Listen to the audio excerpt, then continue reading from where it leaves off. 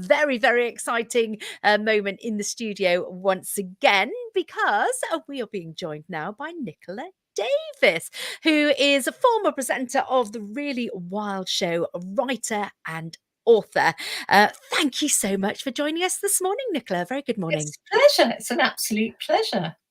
The reason that we're talking to you, before I forget to mention it, you're coming to Pembrokeshire not once but twice, but we're here to talk about the Edge Festival on the 26th of July. That's when you're going to be there on the Saturday. I'm going to be on Saturday the 27th of July at 3 o'clock, and I haven't got to go very far because I actually live inside Solva Parish.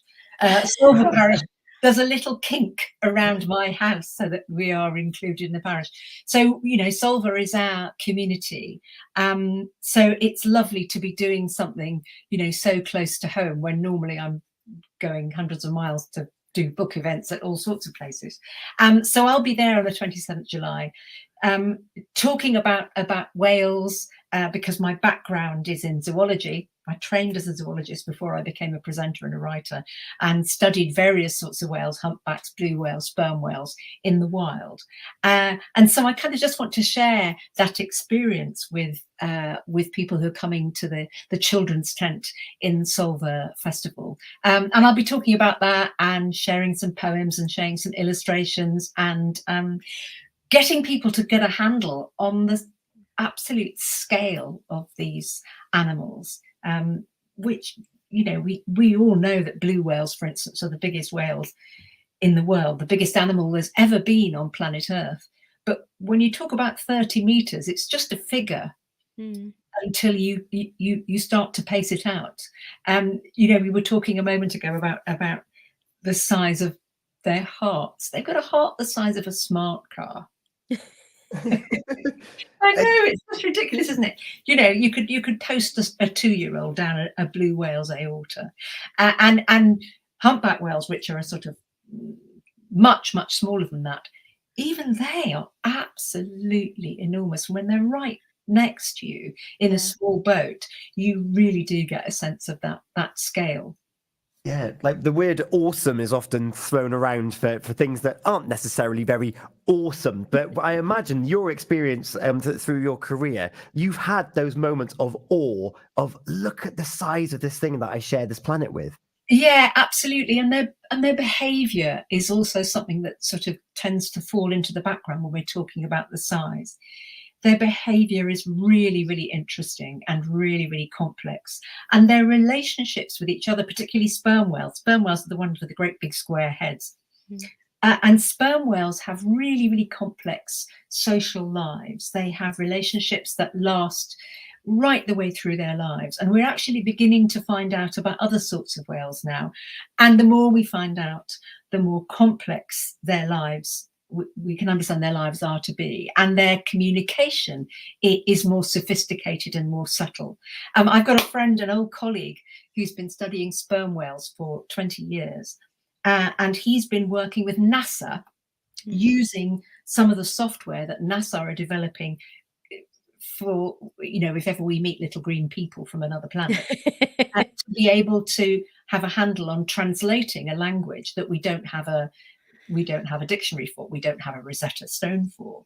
And my friend Shane is close to being able to use that kind of analysis to actually work out what sperm whales are saying.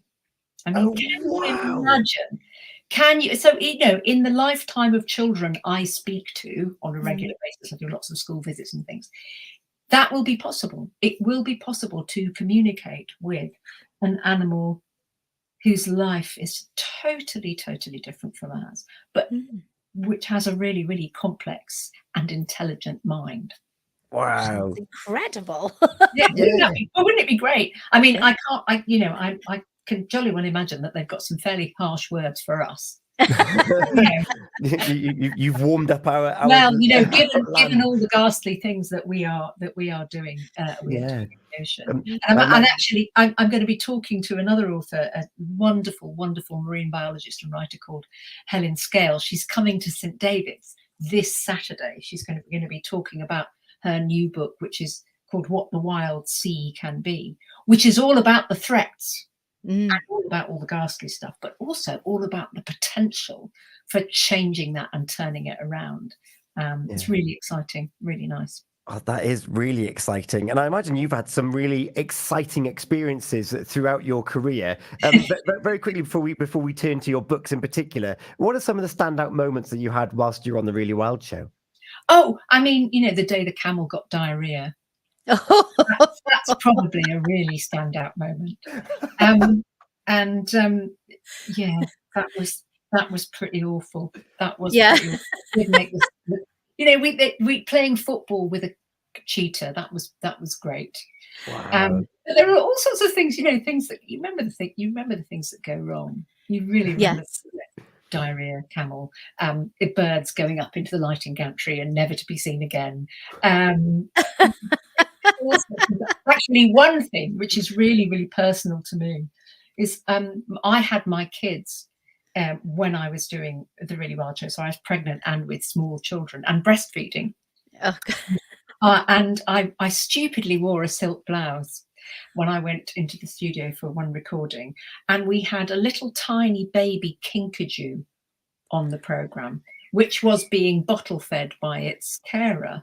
And this little thing started squeaking. And for some reason, my mammal body responded to it. And I was just, you know, I was just soaked. I had milk running down the front of my body. It was just absolutely the natural world. The natural world. I realised that you are absolutely a part of it. Well, they say you shouldn't work with animals or children, but you do both. And this at the Edge Festival on the 27th, what can we expect from the children's tent, and how you're going to be sort of portraying things with the whales? Well, to be honest, I only ever decide what I'm going to do with my audience when I see the whites of their eyes. Yes, read your audience. Time. But I will tell you one thing, and that is that I have never met a child who wasn't absolutely fascinated by nature, who wasn't hungry to know more, and really ready to engage in anything that I have to tell them. So, you know, I'll be talking about whale communication. I'll probably teach my audience how to speak 2 or 3 whale languages, which is, you know, that's I've done that lots and lots and lots of times. It's amazing the ridiculous noises you can get an audience to make, you know. And just sharing with them some of that absolute wonder of being close to these extraordinary animals. And of course we are, you know, I can see the sea from my house. Well, if I stand on tiptoe at the kitchen window, I can. And you know, that they're out there. You know, there are fin whales out in the Celtic Deep. My husband has a fishing boat. We very often see common dolphins, although not so much this season. So they're there.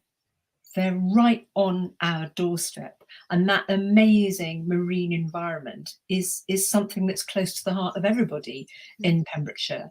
But because we just see the surface of the sea, I think a lot of people forget about what's actually happening underneath. And although the inshore environment here in Pembrokeshire is relatively healthy, like all marine environments around the world, it has suffered at the hands of human beings.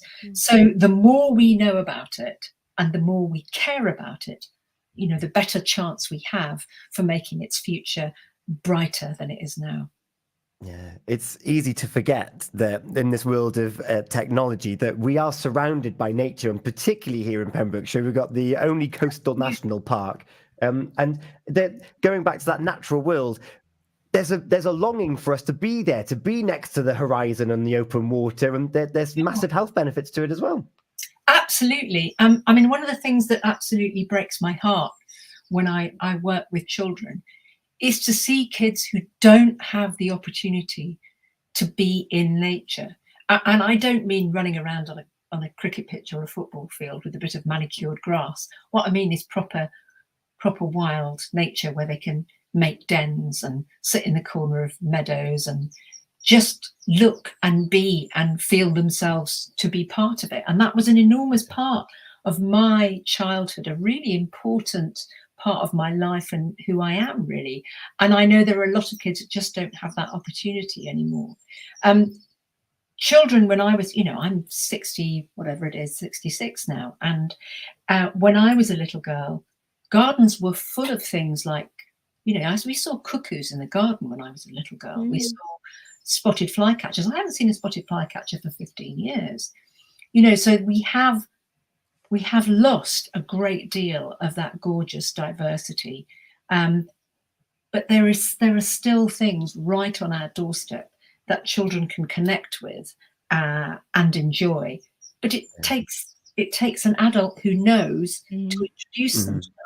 And now we've lost the adults who know. You learnt that stuff from your mum and your dad when I was a kid, and children don't have that anymore. So I'm really, really, really, really trying to inspire parents to discover those things, that nature on their doorstep with their children, because it's an amazing thing for families to do, an amazingly bonding thing for families to do, and will create memories and knowledge and delight that will be a source of comfort and joy for whole lifetimes.